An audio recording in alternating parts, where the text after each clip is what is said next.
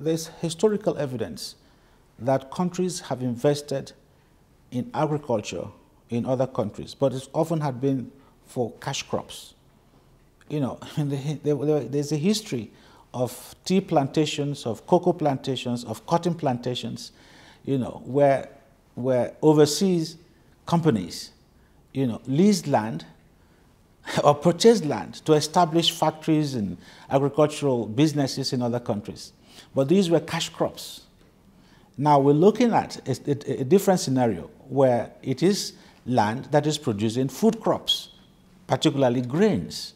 And so all of a sudden it pops up, you see. So that is why I believe we need to look at it very, very, very properly to see, you know, whether an international dialogue will be necessary. I believe an international dialogue is necessary because the goalposts have shifted.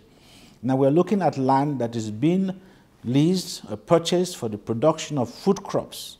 Now, if this is at the detriment of local populations whose lands, where governments own the lands or governments can confiscate lands, and because of the lack of the voice of the poor, they are affected, definitely. But as I said, we do not have the statistics of such events.